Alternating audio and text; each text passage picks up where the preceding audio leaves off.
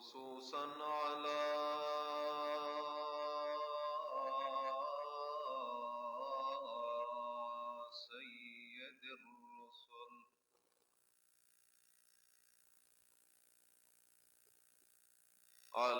سيد الرسل وخاتم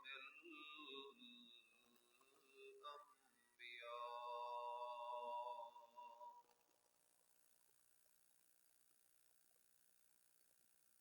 أما بعد فأعوذ بالله من الشيطان الرجيم.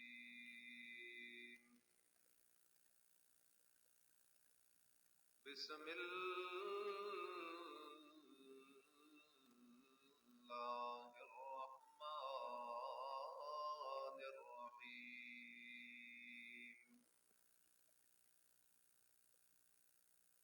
إياك نعبد وإياك نستعين. إن الله وملائكته يصلون على النبي. يا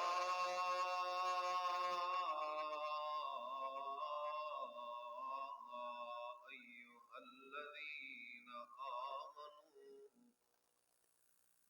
صلوا عليه وسلموا تسليما.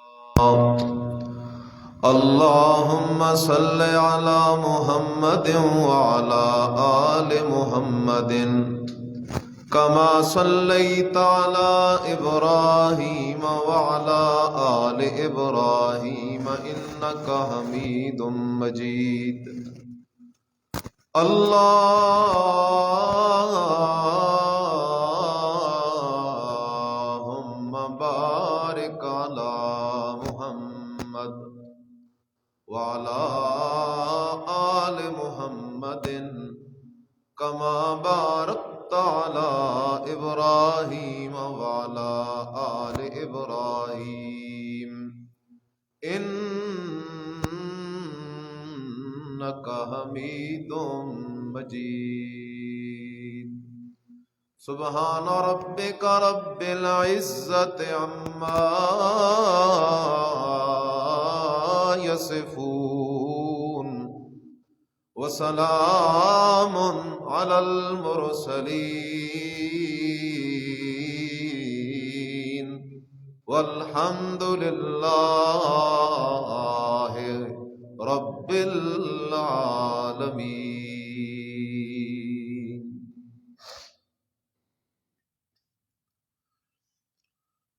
اللہ اکبر کبیرہ. رب اشرح لي صدري ويسر لي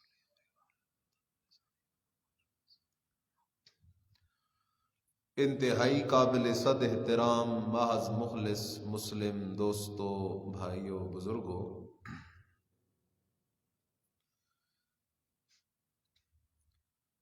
چند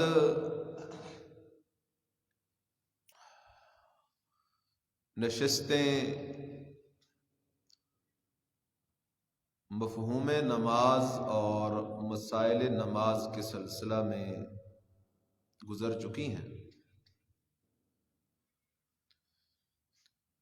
آج کی نشست بھی اسی سلسلہ کی ایک کڑی ہے، اس لیے کہ ضرورت اس امر کی ہے، اس بات کی ہے کہ مسلمان نماز میں جو کچھ پڑھ رہا ہے اگر اس کو سمجھ لے، اس کو مان لے، تو اس کی نماز میں جان پڑ جائے گی اور امید ہے کہ انشاءاللہ ایسی نماز عند اللہ قبول بھی ہوگی. لیکن ایک بندہ نماز میں پڑھ کچھ رہا ہو اور عام زندگی میں کر کچھ رہا ہو اسے اس بات کا علم ہی نہ ہو کہ نماز میں کھڑے ہو کے میں نے اپنے رب جلیل سے کیا وعدے کیے ہیں، تو پھر ایسی نماز اللہ کے دربار میں شرف قبولیت نہیں پا سکتی۔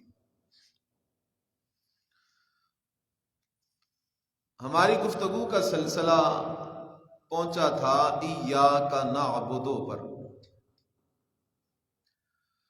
جب اللہ تعالی نے اپنی الوہیت کی 4 دلیلیں دی، نمبر 1 رب العالمین، سارے جہانوں کا پالنہار اکیلا اللہ ہے۔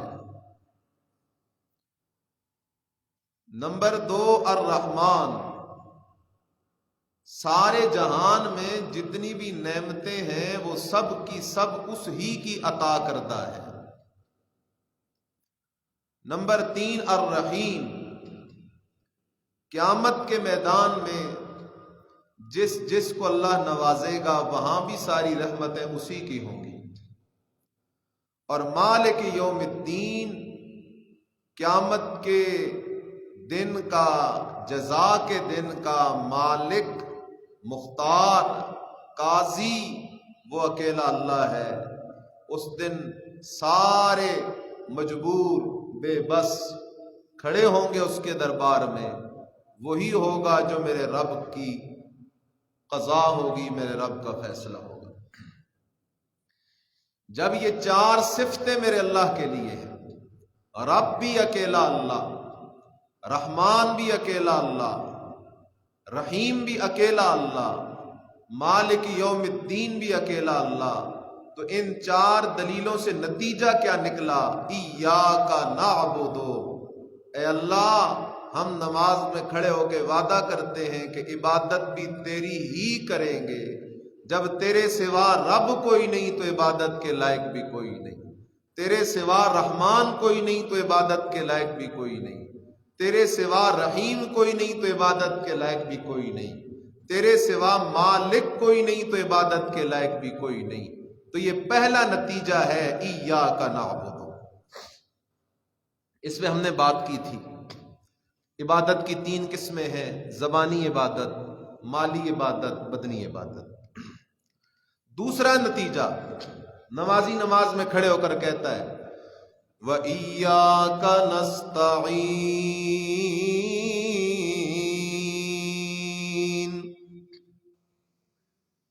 اے اللہ جب تیرے سوا رب کوئی نہیں، تیرے سوا رحمان کوئی نہیں، تیرے سوا رحیم کوئی نہیں، تیرے سوا مالک کوئی نہیں، تو میں بندہ اللہ تیرے ساتھ 2 وعدے کرنے لگا ہوں۔ ایاک نعبد، اللہ میں تیرے ساتھ وعدہ کر رہا ہوں کہ عبادت بھی صرف تیری ہی کروں گا۔ وَإِيَّاكَ نَسْتَعِينُ، سبحان اللہ۔ کھڑا ہے نمازی نماز میں، اللہ سے بات کر رہا ہے، وَإِيَّاكَ نَسْتَعِينُ، اے اللہ میں نماز میں تیرے ساتھ وعدہ کر رہا ہوں کہ مدد بھی تجھ ہی سے مانگوں گا، تیرے سوا کسی اور سے مدد نہیں مانگوں گا۔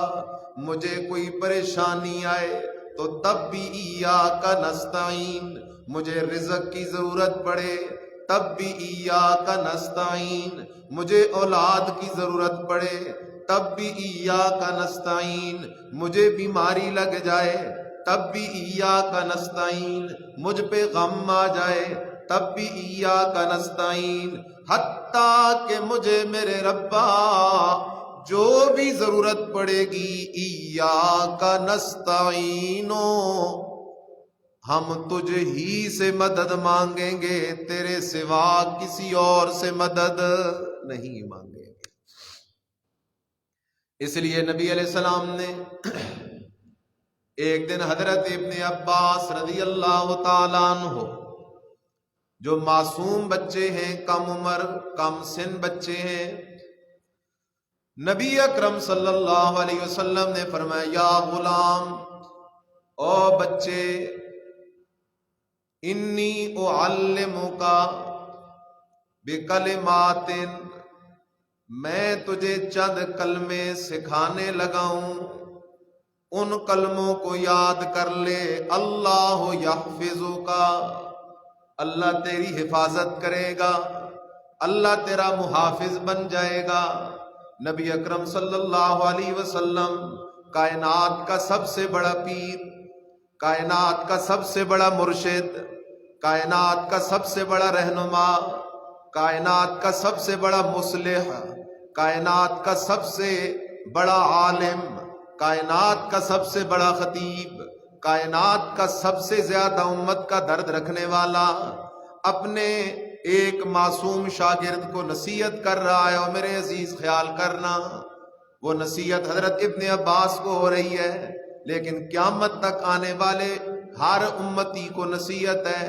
نبی علیہ السلام نے اپنی نصیحت میں 3 باتیں فرمائی۔ فرمایا اذا سألت فاسأل اللہ،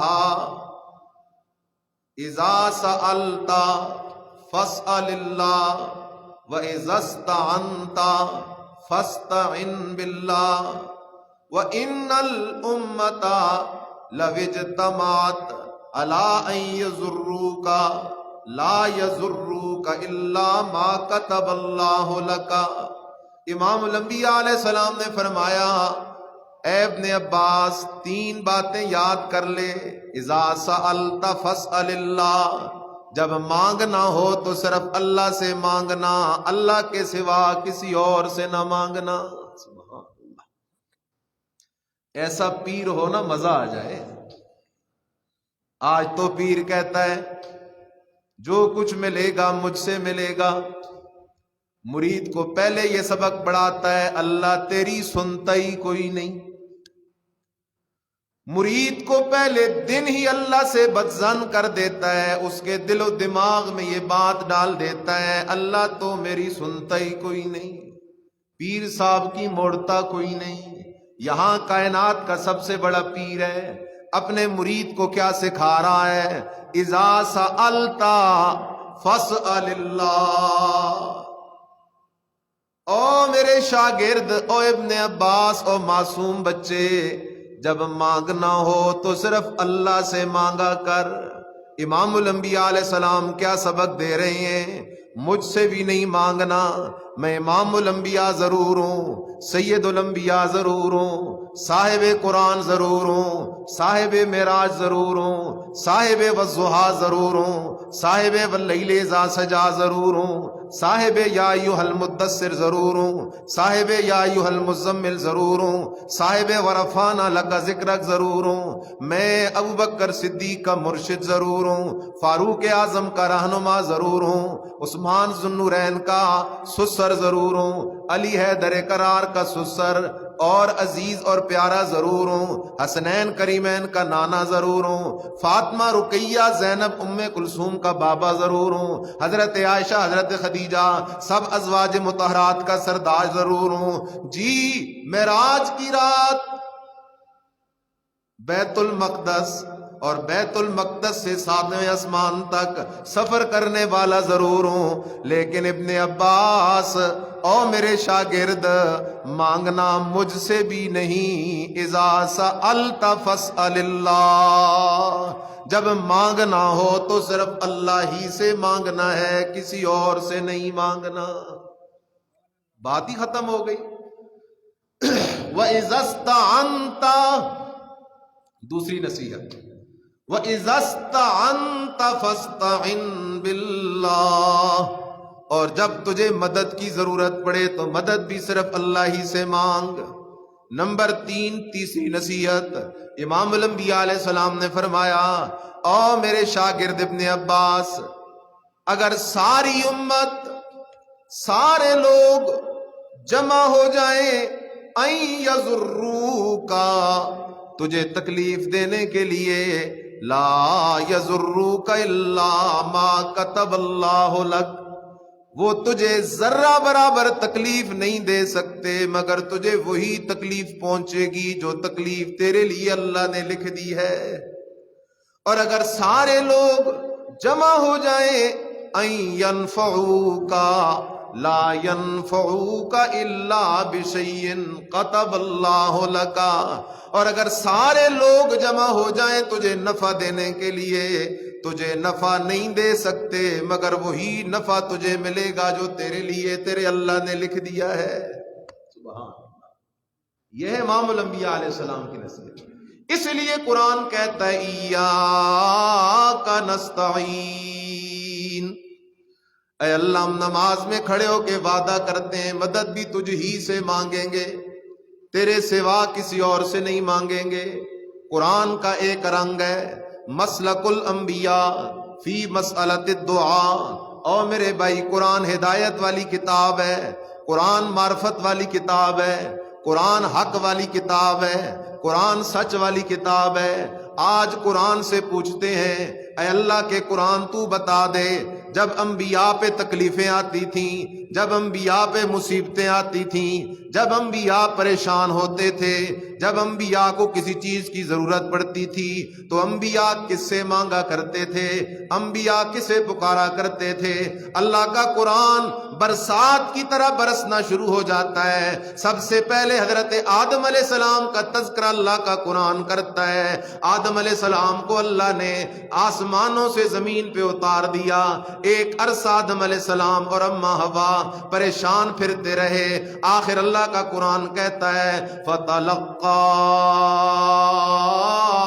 آدَمُ مِن رَبِّهِ بِكَلِمَاتٍ، سیکھ لیے، حاصل کر لی آدم نے اپنے رب سے چند کلمے۔ وہ کون سے کلمے تھے؟ خود قرآن کہتا ہے سورہ اعراف میں ربنا ظلمنا، آدم علیہ السلام کسے پکار رہے ہیں؟ اللہ کو۔ ربنا، اے ہمارے رب، ظلمنا انفسنا، ہم نے اپنا نقصان کیا ہے، وَإِن لَّمْ تَغْفِرْ لَنَا وَتَرْحَمْنَا لَنَكُونَنَّ مِنَ الْخَاسِرِينَ۔ ربا اگر تو نے ہمیں بخش نہ دیا، ہم پہ رحم نہ کیا تو ہم نقصان والے ہو جائیں گے۔ اس لیے قرآن کا مسئلہ یاد رکھ، آدم علیہ السلام پہ مشکل آئی، تکلیف آئی تو آدم علیہ السلام نے صرف اور صرف کسے پکارا؟ اللہ ہی کو پکارا۔ اللہ اکبر۔ بعض نادان دوست ایک روایت بیان کرتے ہیں کہ آدم علیہ السلام نے نبی علیہ السلام کا وسیلہ پیش کیا، اللہم بحق محمد۔ اللہ نے پوچھا آدم تو سب سے آخر میں آنے والے نبی کو کیسے پہچانتا ہے؟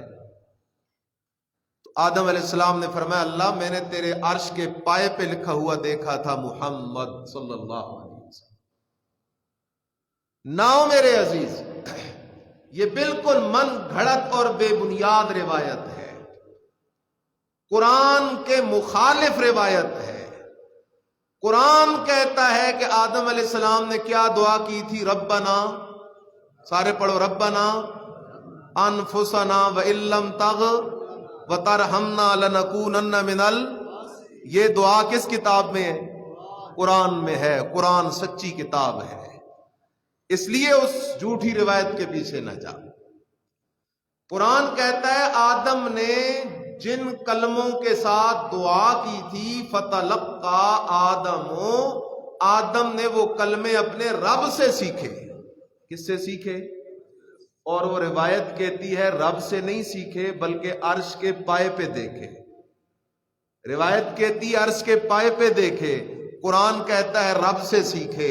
اب ہم قرآن کے پیچھے جائیں گے، جھوٹی روایت کے پیچھے جائیں گے؟ دوسرا پیغمبر ہے اللہ کا حضرت نوح علیہ السلام، خیال کر، اب قرآن سے پوچھنا نوح علیہ السلام نے کسے پکارا؟ رب کا قرآن کہتا ہے فَدَعَا رَبَّهُ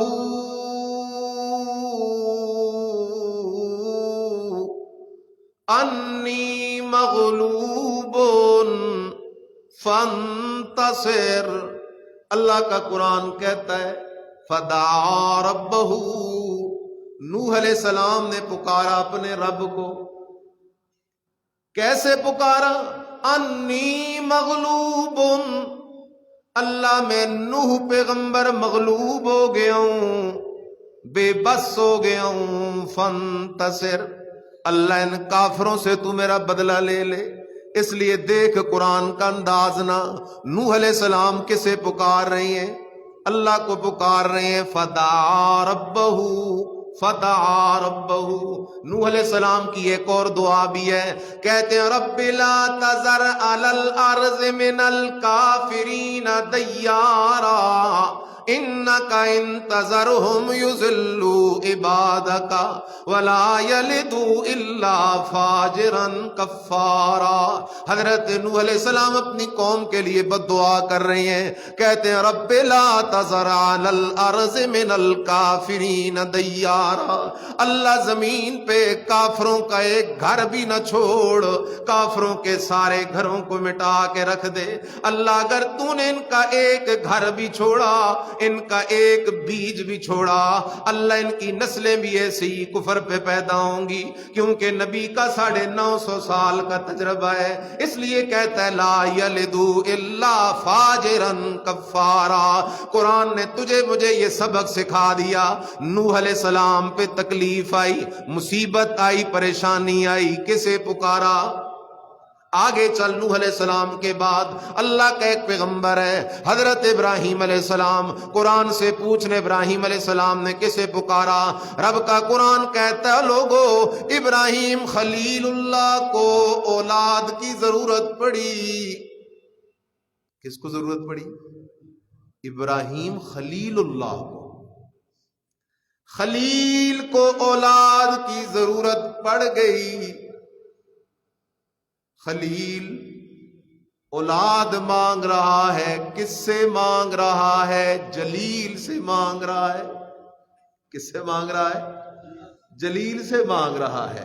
کیسے کہتا رب حبلی من الصالحین، اللہ اپنے خزانوں میں سے مجھے نیک اولاد عطا کر دے. رب کہتا ہے فبشرناہ، ہم نے اپنے خلیل کو اولاد عطا کر دی، اسے خوشخبری سنا دی ایک سمجھدار باکمال بچے کی. اس لیے چلتا جانا حضرت ابراہیم علیہ السلام کسے پکار رہے ہیں؟ اللہ اکبر. حد ہو گئی ہے. ابراہیم علیہ السلام کو آگ میں پھینکا جا رہا ہے، سامنے آگ ہے، آگ کے شعلے آسمان کو چھو رہے ہیں. ادھر جبرائیل امین اللہ کے دربار میں پیش ہو کے درخواست کرتا ہے ربا دنیا کے کافر تیرے خلیل کو آگ میں پھینک رہے ہیں اور تیرے حکم کا منتظر ہوں.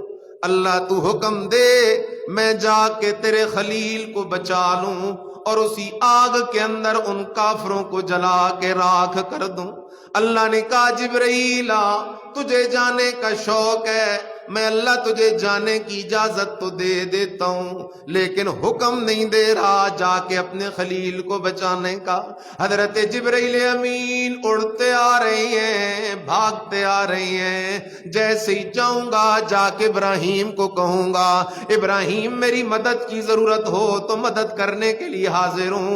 ابراہیم فوراً کہے گا ہاں جبرائیل مجھے بچا لے، مجھے بچا لے، میں تو پھنس گیا ہوں. حضرت جبرائیل امین جلدی جلدی حضرت ابراہیم خلیل اللہ کے پاس پہنچتے ہیں. آ کے کہتے ابراہیم اللہ کا حاجتون، اگر کوئی کام ہو، کوئی ضرورت ہو، کسی مدد کی ضرورت ہو تو بتانا، میں فرشتوں کا سردار جبرائیل تیری مدد کرنے کے لیے آیا ہوا ہوں. اگر تو کہہ دے تو میں تجھے یہاں سے اٹھا سکتا ہوں، اگر تو کہہ دے تو اسی آگ میں سارے کافروں کو جلا سکتا ہوں، اگر تو کہہ دے تو دو پہاڑوں کو آپس میں ملا کے ان کا قیمہ بنا سکتا ہوں. ابراہیم جو حکم ہو میں جبرائیل اس حکم کی تعمیل کے لیے حاضر ہوں. حضرت ابراہیم پوچھتے ہیں جبرائیل بتا تو صحیح نا، خود آیا ہے، خود آیا ہے، یا میرے رب نے تجھے میری مدد کرنے کا حکم دیا ہے؟ حضرت جبرائیل امین حیران ہو گئے. ایسے وقت پہ تو پیشکش کی دیر ہوتی ہے، اگلا بندہ فوراً کہتا ہے مجھے بچا لے، مجھے چھڑا لے، لیکن ابراہیم خلیل عجیب آدمی ہے. سامنے آگ جل رہی ہے، موت نظر آ رہی ہے، اور یہ پوچھ رہا ہے کہ خود آیا ہے یا میرے رب نے بھیجا ہے. حضرت جبرائیل امین کہتے ہیں رب کا حکم تو نہیں ہوا، اجازت لے کے آ گیا ہوں. حضرت ابراہیم خلیل اللہ کہتے ہیں جبرائیل اگر میرے رب نے مجھے بچانے کا حکم نہیں دیا تو جا، مجھے تیری مدد کی ضرورت نہیں ہے. جس رب کے لیے اتنے زمانوں سے مارے کھا رہا ہوں، جس رب کے لیے لوگوں نے میرے بدن سے لباس بھی اتار دیا ہے، جس رب کے لیے مجھے میرے باپ نے گھر سے بھی نکال دیا، جس رب کے لیے سارا جہاں میرا دشمن بن گیا ہے، اگر وہ رب بچانا چاہے گا تو بچ جاؤں گا، نہیں تو میں کسی اور سے مدد لے کے بچنا بھی نہیں چاہتا. اس لیے خیال کرنا ابراہیم خلیل اللہ بھی کس سے مانگ رہے ہیں. آگے چل ذرا سیر کرتا جا اللہ کے قرآن کی. حضرت یعقوب علیہ السلام اللہ کا پیغمبر ہے، ایک بیٹا گم ہو گیا، 40 سال گزر گئے، پیچھے دوسرا بیٹا بھی گم ہو گیا.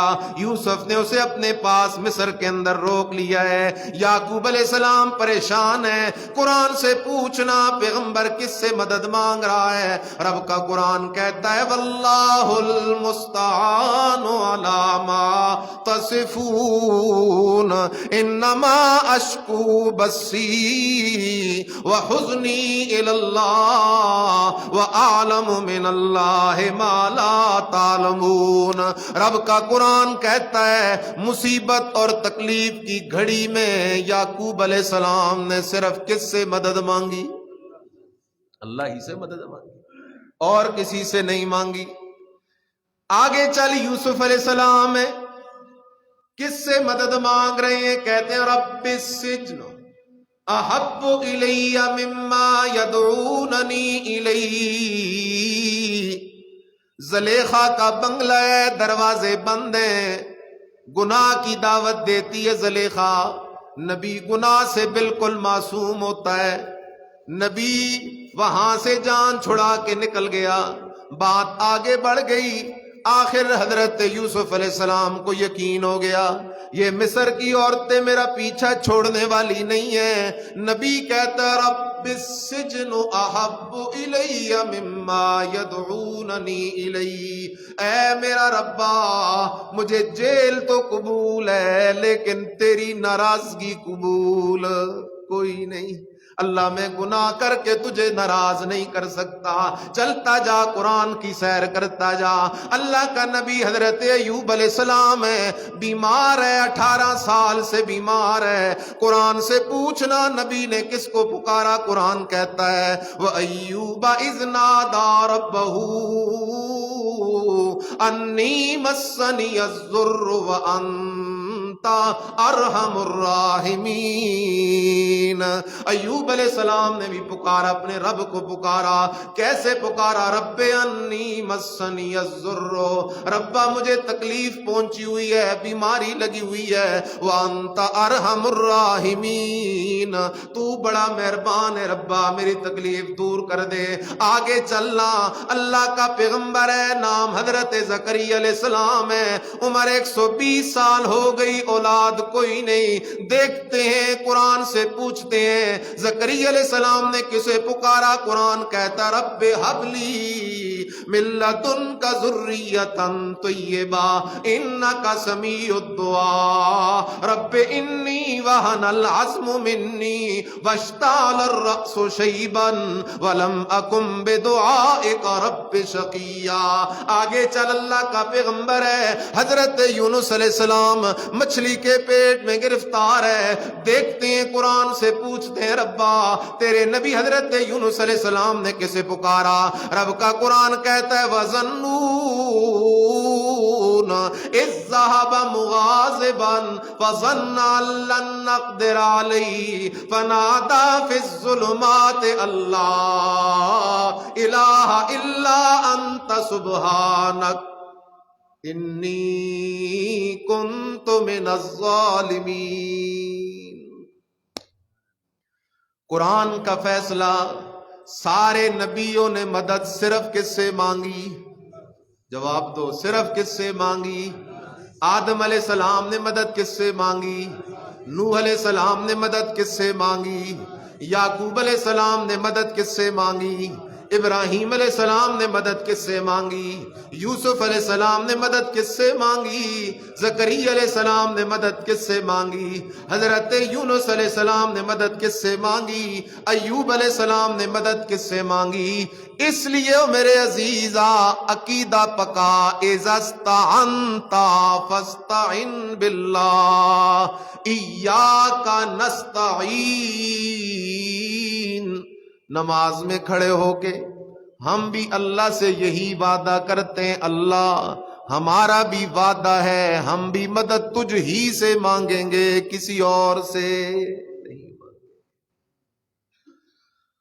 لیکن جب تک امام الانبیاء علیہ السلام کا تذکرہ نہ ہو جائے اس وقت تک بات پوری ہو نہیں سکتی۔ بدر کا میدان ہے، نبی علیہ السلام کے ساتھ صرف 313 صحابہ ہیں، مقابلے میں کافروں کا لشکر جرار ہے۔ حضرت ابو بکر صدیق رضی اللہ تعالیٰ عنہ فرماتے ہیں، میں نے دیکھا میرا مرشد کریم محمد الرسول اللہ صلی اللہ علیہ وسلم رو رو کے گڑ گڑا کے اپنے رب سے مدد مانگ رہا ہے، اور کیا کہہ رہا ہے؟ اللہم، اے اللہ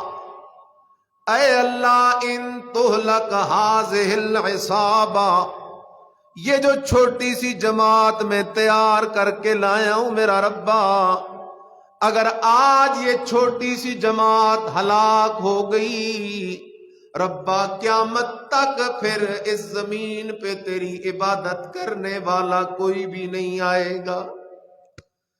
حضرت ابوبکر صدیق رضی اللہ تعالیٰ عنہ فرماتے ہیں، نبی علیہ السلام کے شانوں سے کملی مبارک نیچے گر جاتی، میں اٹھا کے اوپر وسلم، مجھے یقین ہے اللہ نے دعا قبول کر لی ہے، اللہ ضرور ہمیں فتح دے گا۔ اللہ اکبر۔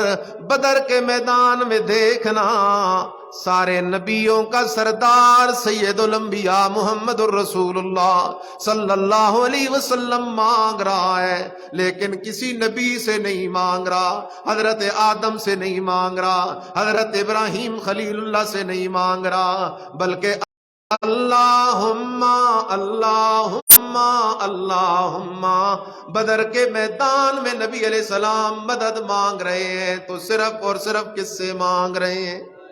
اللہ ہی سے مانگ رہے ہیں۔ اس لیے میرے عزیزہ خیال کرنا، یہ میرے مدنی کی دعا کا نتیجہ تھا۔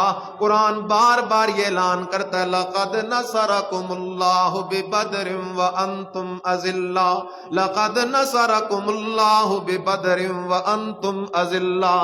اللہ کہتا ہے، او میرے نبی کے ماننے والو، بدر میں تم تھوڑے سے تھے، تمہارے پاس اسلحہ ہتھیار بھی نہیں تھا، لیکن لقد نصرکم اللہ، میں اللہ نے اپنے محمد کی دعاؤں کی برکت سے تمہیں فتح عطا کر دی تھی۔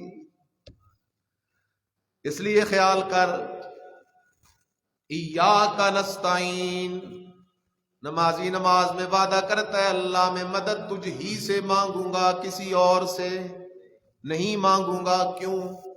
جواب اس لیے کہ پکاریں سننے والا اکیلا کون ہے؟ پکاریں سننے والا سبحان اللہ ہر جگہ سے، ہر کسی کی دعا پکار سننے والا اکیلا کون؟ کوئی پشتو میں پکارے تب بھی سنے، کوئی انگریزی میں پکارے تب بھی سنے، کوئی فارسی میں پکارے تب بھی سنے، کوئی اردو میں پکارے تب بھی سنے، کوئی بلوچی میں پکارے تب بھی سنے، کوئی بروہی میں پکارے تب بھی سنے، کوئی جاپان کی زبان میں پکارے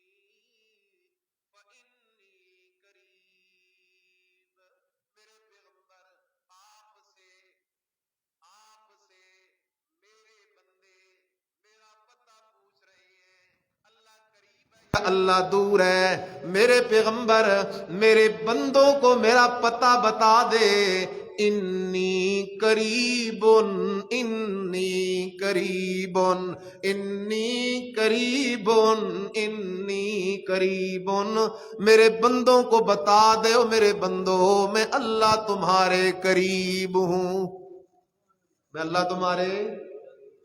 اب سوال تھا اللہ کتنا قریب ہے؟ یہ چھت بھی میرے قریب، یہ لائٹ بھی میرے قریب، یہ مائک بھی میرے قریب، یہ مائک اس سے زیادہ قریب، میرا لباس اس سے زیادہ قریب۔ سوال ہے اللہ کتنا قریب ہے؟ رب کا قرآن بول پڑا، نحن اقرب الیہ من حبل الورید۔ اللہ کہتا ہے میرے بندو میں اللہ تمہاری شارگ سے بھی زیادہ تمہارے قریب ہوں، شارگ سے بھی، ہاں اتنا نہیں فرمایا شارگ جتنا قریب ہوں، فرمایا شارگ سے بھی زیادہ قریب ہوں۔ سبحان اللہ۔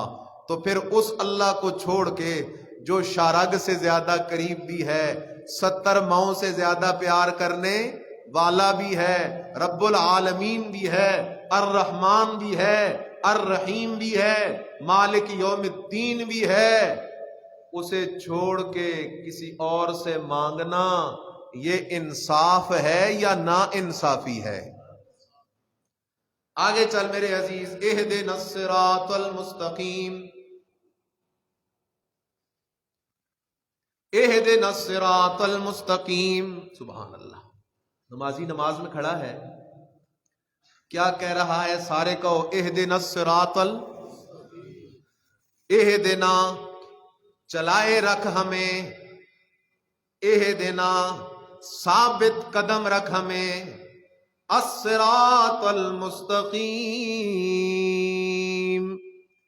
اے اللہ صراط مستقیم پہ ہمیں چلائے رکھ، مرتے دم تک ہمیں صراط مستقیم پہ قائم رکھ۔ اللہ ہمیں صراط مستقیم چھوڑ کے کسی اور طرف جانے والوں میں سے کبھی نہ ہونے دینا۔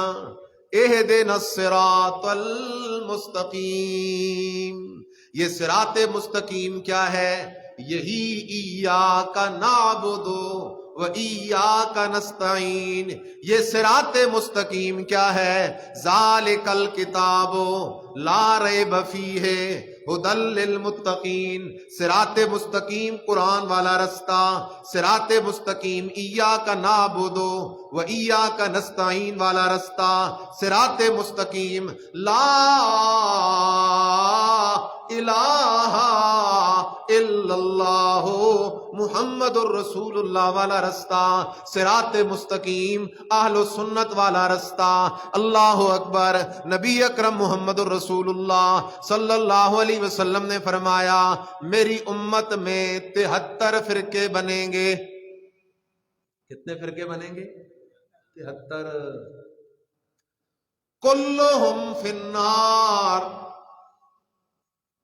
سارے فرقے جہنم میں جائیں گے، الا ملۃ واحدہ، 72 فرقے جہنم جانے والے، الا ملۃ واحدہ، مگر ایک فرقہ، ایک دھڑا ایسا ہوگا جو جنت جانے والا ہوگا۔ اللہ ہمیں بھی ان میں شمار فرما لے۔ صحابہ نے سوال کیا رسول اللہ صلی اللہ علیہ وسلم وہ جنت جانے والے کون لوگ ہوں گے؟ وہ جنت جانے والے کون لوگ ہوں گے؟ اہل سنت والجماعت کون لوگ ہوں گے؟ صراط مستقیم والے کون لوگ ہوں گے؟ سچے محمدی کون لوگ ہوں گے؟ سچے مومن مسلمان کون لوگ ہوں گے؟ میرے مدنی کریم صلی اللہ علیہ وسلم نے جواب کیا دیا؟ دریا کو کوزے میں بند کر دیا، فرمایا ما انا علیہ و اصحابی۔ میرے مدنی نے فرمایا جس کا رستہ وہ رستہ ہوگا جو میرا اور میرے صحابہ کا رستہ ہے. جو میرے اور میرے صحابہ کے رستے پہ چلنے والا ہوگا وہ جنتی ہوگا، اور جو میرے اور میرے صحابہ کے رستے کو چھوڑ کر کسی اور رستے پہ چل پڑے گا وہ جہنمی ہوگا. بات ہی ختم کر دی. ما انا علیہ واصحابی، وہ رستہ جس پہ میں ہوں اور میرے صحابہ ہیں. ما انا علیہ واصحابی، وہ رستہ جس پہ میں ہوں اور میرے صحابہ ہیں. اس لیے خیال کرو نمازی بھائی، تو نماز میں خود کہہ رہا ہے اہدنا الصراط المستقیم، مانگ رہا ہے. کیا کر رہا ہے تو نماز میں؟ مانگ رہا ہے. کس سے مانگ رہا ہے؟ اللہ سے مانگ رہا ہے. سورت کے ناموں میں سے ایک نام ہے تعلیم المسئلہ. سورہ فاتحہ میں اللہ نے مانگنے کا طریقہ سکھایا ہے. اگر تم مجھ سے مانگنا چاہتے ہو تو اس کا ایک طریقہ ہے. وہ طریقہ کیا ہے؟ پہلے اللہ کی تعریفیں کرو. پہلے اللہ کی کیا کرو؟ تعریفیں کرو. پھر نبی علیہ السلام پہ درود پاک پڑھو، اور پھر اس کے بعد اللہ سے دعا مانگو. اللہ سے کیا مانگو؟ دعا مانگو. اللہ کہتا ہے پھر دعا قبول ہوتی ہے، رد نہیں ہوتی. جس طرح میرے بھائی تو جنازے میں کھڑا ہوتا ہے، پہلی تکبیر کے بعد کیا ہے؟ بولو کیا ہے؟ اللہ حفاظت فرمائے. آج امت مسلمہ دین سے بڑی دور ہے. مجھے اس دن ایک دوست دکھا رہا تھا،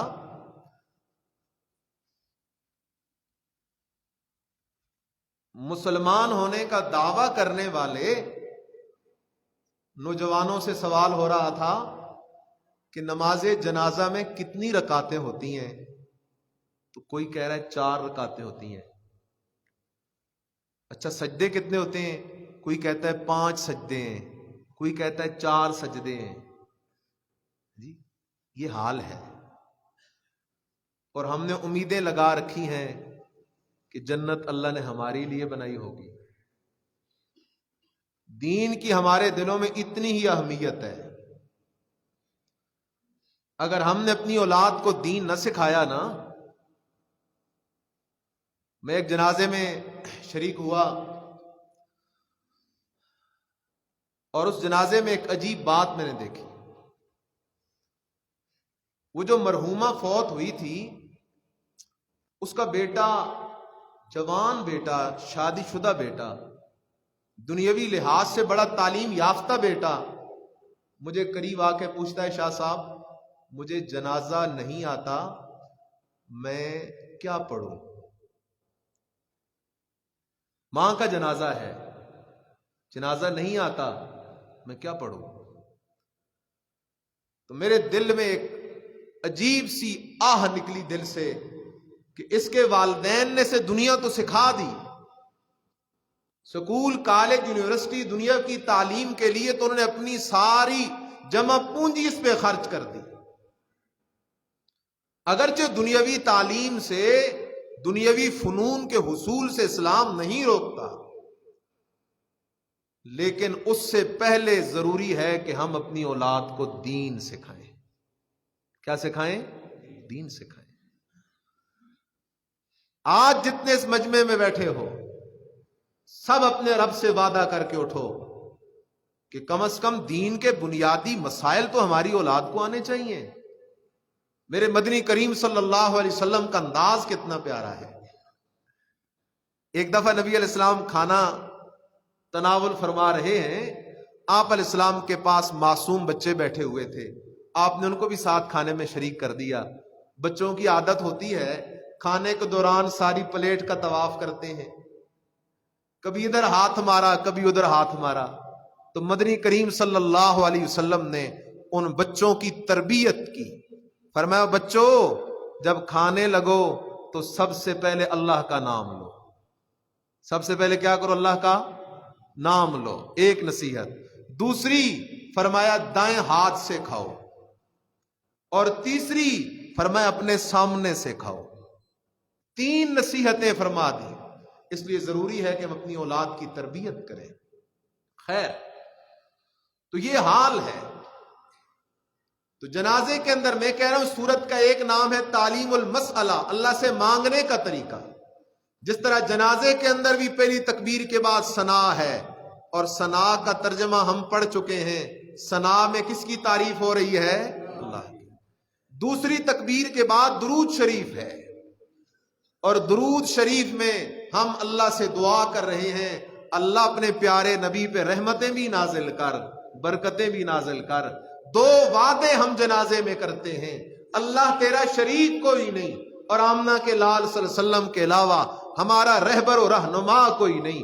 جب یہ دو وعدے ہو گئے، اب اللہ نے فرمایا او میرا بندہ، اگر جس پہ موت آ گئی ہے اس کے عقیدے میں شرک نہیں ہے، اگر وہ شرک سے پاک ہے، جتنا بھی گناہگار ہے، اس کے لیے دعائے مغفرت کرنا تیرا کام ہے. اس کے گناہوں کو بخش دینا، بلکہ اس کے گناہوں کو نیکیوں میں بدل دینا میرا کام. اہدنا الصراط المستقیم، اے اللہ میں ثابت قدم رکھ، چلائے رکھ صراط مستقیم پر. صراط الذین انعمت علیہم، اللہ راہ ان لوگوں کی، رستہ ان لوگوں والا، انعمت علیہم جن پہ تیرا انعام ہوا. اللہ جن لوگوں پہ تیرے انعامات ہوئے، اللہ ہمیں ان کے رستے پہ چلنے والا بنا دے. وہ کون لوگ ہیں؟ من النبیین والصدیقین والشہداء والصالحین. اللہ میں نبیوں والے رستے پہ چلا دے. سب کہہ دو آمین. اللہ میں نبیوں والے رستے پہ چلا، اللہ میں صدیقین والے رستے پہ چلا، اللہ میں شہداء والے رستے پہ چلا، اللہ میں صالحین والے رستے پہ چلا. المن صراط الذین انعمت علیہم غیر المغضوب علیہم ولا الضالین. اللہ ہمیں ان لوگوں کے رستے سے بچا جن پہ تیرا غضب نازل ہوا. اللہ ہمیں ان لوگوں کے رستے سے بچا جو گمراہ ہو گئے، جن پہ تیرا غضب نازل ہوا. اللہ ہمیں ان سے بھی بچا، ہمیں ان کے رستے پہ چلنے سے بچا. اللہ جو گمراہ ہو گئے ہمیں ان کے رستے پہ بھی چلنے سے بچا لے. المغضوب علیہم، اللہ میں یہود والے رستے سے بھی بچا. الضالین، اللہ ہمیں نصارہ عیسائیوں والے رستے سے بھی بچا. کون سا رستہ ہے؟ یہودیوں والا رستہ یہ ہے. یہودیوں نے اللہ کے ساتھ عزیر علیہ السلام کو شریک کیا. عیسائیوں والا رستہ کیا ہے؟ عیسائیوں نے اللہ کے ساتھ حضرت عیسیٰ علیہ السلام کو شریک ٹھہرایا، بی بی مریم کو شریک ٹھہرایا. اللہ میں یہودیوں والے رستے سے بھی بچا، عیسائیوں والے رستے سے بھی بچا، یعنی ہمیں شرک والے رستے سے بچا لے. کون سے رستے سے بچا لے؟ شرک والے رستے سے بچا لے. اللہ میں شرک والے رستے سے بچا لے. اللہ میں توحید والے رستے پہ چلائے رکھ. اللہ میں سنت والے رستے پہ چلائے رکھ. سبحان اللہ، سبحان اللہ. اب آخر میں کیا کہو گے؟ آمین. کیا کہو گے؟ آمین. دعا ہے اللہ ہم نے یہ جو دعا مانگی ہے اس دعا کو ہمارے حق میں کیا فرما دے؟ قبول فرما دے. آمین. اللہ اس دعا کو ہمارے حق میں قبول فرما دے. اس لیے میرے عزیز خیال کر، کیا پتا زندگی کی کتنی ساعتیں ہیں، کیا معلوم آج زندگی کا آخری جمعہ ہو، آج زندگی کا آخری جمعہ ہو. اس لیے جس طرح دنیا کے معاملے میں ہم نقد کے عادی ہیں نا، نقد کے عادی ہیں، ادھار سے تنگ پڑتے ہیں، اسی طرح دین کے معاملے میں بھی نقد کی طرف آ. اپنے عقیدے کی اصلاح کی کوشش کر، آخرت کی تیاری کی کوشش کر. اس دنیا میں بڑے بڑے آئے تھے، چلے گئے. کوئی بھی اس دنیا میں سدا زندہ رہنے کے لیے نہیں آتا، سب آتے ہیں جانے کے لیے. اس لیے ہمارا آنا تو ہو گیا، آنا ہو گیا، اب جانا ہے، اور جانا کب ہے پتہ ہی کوئی نہیں، پتہ ہی کوئی نہیں۔ مسجد سے باہر نکلنے کی توفیق ہوتی ہے یعنی، ارے یہ تو پھر دور کی بات ہے، پتہ نہیں یہاں ممبر سے اٹھنے کی توفیق ہوتی ہے نہیں، یہ تو پھر دور کی بات ہے، پتہ نہیں زبان سے اگلا جملہ نکلنا بھی اللہ کو قبول ہے یا کوئی نہیں۔ اس لیے موت کو ہر وقت سامنے رکھ، اللہ کے دربار کی پیشی کو ہر وقت سامنے رکھ۔ خدا را مجھے اور آپ کو ہر وقت آخرت کے لیے تیار رہنے کی ضرورت ہے، تبھی جا کر کچھ آخرت کی سکھ اور راحتیں مقدر ہو سکتی ہیں۔ دنیا میں ہم نماز کی پرواہ نہ کریں، تلاوت کی پرواہ نہ کریں۔ اگر میں کہہ دوں کہ آج صبح اٹھ کر ابھی تک کتنے بندوں نے تلاوت کی ہے، ہاتھ کھڑا کریں تو مجمع میں چند ہاتھ اٹھیں گے، چند ہاتھ۔ تو یہ ہم کس طرف جا رہے ہیں؟ اس لیے مجھے آپ سب کو اپنے روز مرہ اعمال پہ توجہ دینے کی ضرورت ہے۔ تو فاتحہ تک ہمارا سلسلہ پورا ہو گیا، اب جیسے ہی ہوگا اس سے آگے جو حصہ ہے اس کے ساتھ صورت میں لانی ہے، اور پھر آگے رکوع کے مسائل وہ انشاءاللہ العزیز آئندہ جمعے ذکر کروں گا۔ آخر دعوانا ان الحمدللہ رب العالمین۔